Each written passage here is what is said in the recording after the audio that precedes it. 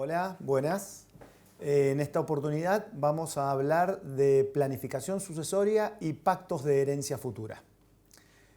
Vamos a adentrarnos en el tema comenzando a hablar qué es la planificación sucesoria. Planificar en aspectos de herencia o sucesorios implica distribuir los bienes de una herencia futura entre los futuros herederos y o el cónyuge y hacerlo eso en vida, para evitar así los altos costos de una sucesión el día de mañana. Cuando decimos altos costos decimos, por ejemplo, en honorarios vamos a tener un 8% en honorarios de abogado y en tributos más o menos un 5%. Para evitar estos altos costos, nosotros podemos realizar diferentes actos en vida. Esto además permite evitar futuros conflictos entre los herederos. Es muy común que cuando el causante se ausente el día de mañana, no esté más, entre los herederos litiguen por diferentes cuestiones. Si esto nosotros lo prevemos en vida del causante y hacemos una planificación ordenada, una planificación sucesoria, una planificación familiar, evitaremos estos tipos de conflictos. Existen diferentes figuras en nuestro Código Civil y Comercial que son aplicables a una planificación sucesoria o a una planificación familiar. Esas diferentes figuras son aplicables a cada tipo de familia, a cada tipo de empresa y a cada tipo de persona. No todas las realidades son iguales. Hay que investigar qué institutos o cuáles de ellos son los más idóneos para lograr una planificación sucesoria eficaz. Podemos hablar de los pactos de herencia futuras empresariales del artículo 1010, podemos hablar del Instituto de Indivisión Hereditaria Forzosa del 2330 y siguientes, tenemos el Instituto de Atribución Preferencial del 2380, tenemos Derecho Real de Evitación del Cónyuge Supérstite, la protección al heredero con discapacidad del 2448, los fideicomisos contractuales en vida, los fideicomisos testamentarios, etcétera, etcétera. Muchos de estos institutos sirven, repito, para lograr una planificación sucesoria ordenada. Uno de estos institutos es el Pacto de Herencia Futura del artículo 1010. Este es un artículo novedoso en el Código Civil y Comercial que ha introducido una figura jurídica idónea para una planificación sucesoria, sobre todo cuando se trata de una empresa. ¿Sí? Recordemos que los pactos de herencia futura, dentro de estos elementos de la planificación sucesoria, son pactos que permiten a una persona disponer en vida de sus bienes para después de su muerte. Particularmente lo que vamos a hablar acá son de disponer de una empresa. Históricamente estos pactos de herencia futura estuvieron prohibidos porque la ley los tachaba como contrarios a la moral y a las buenas costumbres. Por demás, especulan con la muerte de una persona porque puede llegar a entenderse que alguien beneficiado con esto pretenda o haga todo lo posible para que el causante fallezca y así él verse beneficiado. Pero al día de hoy estas prohibiciones genéricas, que son propias de nuestra historia, al día de hoy decía, ya están superadas y estos pactos están permitidos siempre que se amolden a los requisitos legales de este artículo 1010. Entonces, nosotros estos pactos de herencia futura los vamos a aplicar sobre todo a las empresas familiares. ¿Qué son las empresas familiares? Todos sabemos. Las empresas familiares es cuando la propiedad de la empresa o el control de la empresa, la gestión de la empresa, radica en la familia. Entonces, es esa familia, normalmente con la figura del padre, participa también la madre, participan los hijos, participan los primos, participan los hermanos. Normalmente esa familia es la que toma adelante la ejecución de las estrategias de la empresa. En esa familia, repito, se ostenta la propiedad, se ostenta el poder político y se ostenta la gestión de esa empresa.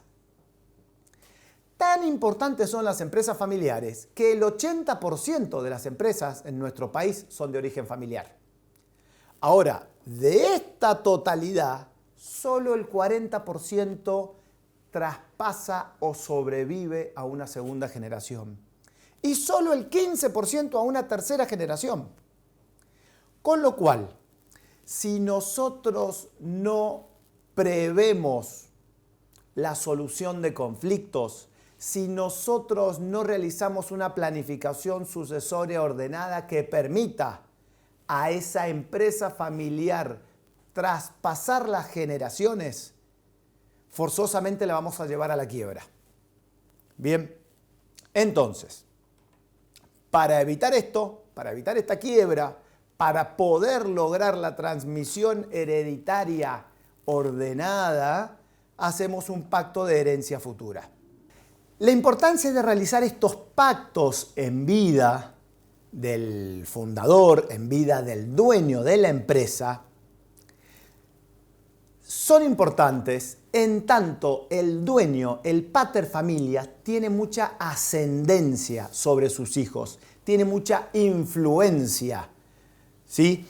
Este pater familia, cuando sostiene o cuando afirma que tal hijo va a continuar con la explotación, que tal otro hijo va a quedarse solo con la propiedad de las acciones, que su esposa va a mantener, por ejemplo, el usufructo de las acciones durante tal o cual tiempo, etcétera, etcétera, normalmente sus decisiones suelen ser aceptadas cuando las realiza, repito, en vida. En virtud de esta influencia, de esta ascendencia que tiene.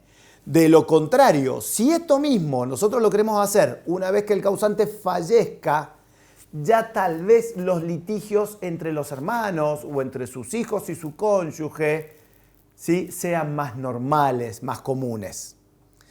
Precisamente el 1010 establece que uno de los principios fundamentales de estos pactos de herencia futura es evitar litigios, ¿sí? Entonces, nosotros podemos prever un montón de cuestiones en estos pactos de herencia futura. Podemos prever sobre la propiedad de la empresa, podemos prever sobre las porciones hereditarias de cada uno de los herederos, futuros herederos. Podemos prever compensaciones a herederos que tal vez no quieran participar o de hecho no participen en la administración de la empresa porque se dediquen tal vez a otra profesión, ¿sí? Y todo esto lo podemos hacer, repito, con la anuencia del dueño fundador, con la anuencia de su cónyuge y con la anuencia de los futuros herederos, a fin de que todos estén de acuerdo y convengan diferentes aspectos a fin de que la empresa subsista. El 1010 comienza diciendo que los pactos de herencia futura están prohibidos. Eso nos lo dice en su primer párrafo, es una prohibición genérica, aunque luego en su segundo párrafo dice que estos pactos relativos a la explotación productiva o participaciones societarias de cualquier tipo, es decir, yo lo puedo establecer para una sociedad anónima, lo puedo establecer para una SRL, lo puedo hacer para una ferretería que no está sujeta a ninguno de estos tipos sociales, o para para la peluquería que tradicionalmente fue de la familia. Yo puedo establecer un montón de estos pactos para diferentes explotaciones productivas, siempre y cuando yo pueda adoptar la forma de una empresa, siempre y cuando el conjunto de los bienes que se utilizan para ese negocio me hagan ver que estamos explotando una empresa, que es una explotación productiva, más allá de que no sea una sociedad anónima, una SRL, una SAS o cualquier tipo societario, ¿sí? Entonces les decía, el 1010 me permite que los pactos relativos a estas explotaciones productivas sean realizados con miras a conservación de la unidad de gestión, prevención o solución de conflictos y pueden incluir disposiciones referidas a los futuros derechos hereditarios y establecer la manera de compensar a esos herederos que no quieren participar de esa empresa. Estos pactos, dice el artículo, serán válidos sean o no parte el futuro causante, el cónyuge, pero siempre y cuando acepten o no afecten la legítima de los legitimarios, los derechos del cónyuge y los derechos de terceros. Si bien la previsión del artículo 1010 es genérica, sirve como puntapié para realizar estos pactos que de hoy ya son una realidad. De hecho, hoy ya son una realidad y se aplican mucho en la Argentina y están teniendo una buena aceptación en los diferentes empresarios. Bien, convenimos sobre la propiedad, convenimos sobre la gestión, quién va a ser el director, quién va a ser el accionista, cómo vamos a ir ascendiendo. Esto lo podemos ir vinculando con diferentes protocolos de familia. Podemos convenir, repito una vez más, cómo compensamos al heredero o al futuro heredero que no quiere participar, cómo compensamos al cónyuge, ¿sí? Entonces, claramente estos pactos los vamos a realizar en vida, pero va a tener aplicación una vez fallecido el causante. Después de su muerte van a tener aplicación, ¿sí? Estos pactos pueden ser realizados, repito, entre el futuro causante, entre su cónyuge y entre los herederos, todos o algunos de los herederos, sean estos legítimos o legitimarios. Lo que la doctrina recomienda es la mayor participación de integrantes en el pacto, a fin de que se le dé mayor fuerza al mismo y se logre su plena ejecución el día de mañana. Obviamente que tenemos que tener en cuenta un montón de cuestiones porque cada familia, cada patrimonio tiene sus particularidades. Hay que detenerse y analizar el régimen patrimonial del matrimonio al que ese causante, dueño de la empresa, está sometido. Hay que analizar el tipo societario, si es que está sometido a un tipo de sociedad, porque tal vez sea necesario, modificar previamente este contrato social para permitir la incorporación de herederos o para quitar o limitar el derecho de preferencia al resto de los socios, si es que está previsto en la sociedad, ¿sí? También es bueno, si se realiza este tipo de pactos, obligarse los firmantes a la notificación de la existencia del mismo a la sociedad, a fin de que la sociedad el día de mañana no pueda desconocerlo. Lograr su inscripción registral, hay algunas jurisdicciones que permiten su inscripción registral, ¿sí? Y por demás, estos pactos de herencia futura permitidos en nuestro Código Civil y Comercial, en el artículo 1010, suelen llevar un montón de otras cláusulas anexas o conjuntas, como por ejemplo, habilitar la atribución preferencial el día de mañana por el heredero beneficiario o el cónyuge beneficiario de esa explotación comercial.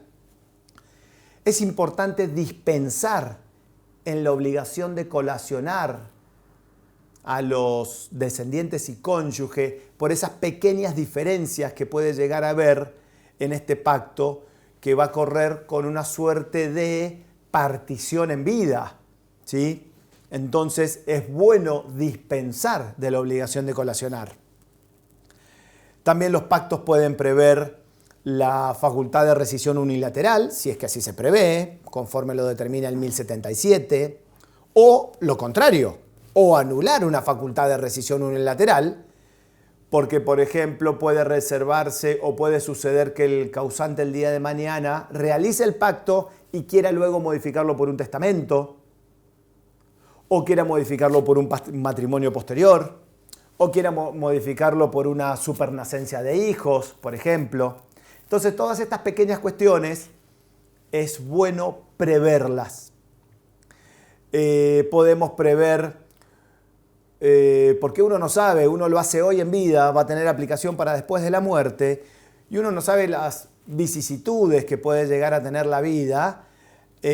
Podemos llegar a prever la anulación del mismo por frustración del contrato, por incapacidad del causante, por muerte, no por muerte de él obviamente, por nuevas nupcias ya lo dije, pero el tema de la frustración del contrato también es bueno preverlo por algunas particularidades que pueda llegar a tener. Se me ocurre también permitir una revocación por ingratitud, ¿sí? Todas estas cuestiones que nosotros podemos llegar a prever y a anexar a un pacto de herencia futura, van a lograr la plena validez del mismo, su eficacia y su aplicación el día de mañana. Tengamos en cuenta que nosotros estamos realizando un pacto hoy con el causante vivo, con el dueño de la empresa vivo, pero que este pacto va a ser aplicado dentro de 5 años, 10 años, 20 años. Entonces tenemos que prever un montón de cuestiones que pueden llegar a producirse en este lapso. E incluso hay algunos pactos que establecemos cláusulas de revisión periódica, por ejemplo, cada 5 años. Entonces esto nos permite, si bien todavía estamos obligados a cumplirlo, nos permite ir adecuándolo a las nuevas realidades de la empresa que pueden variar, repito, a lo largo del tiempo. Nada más. Nos vemos.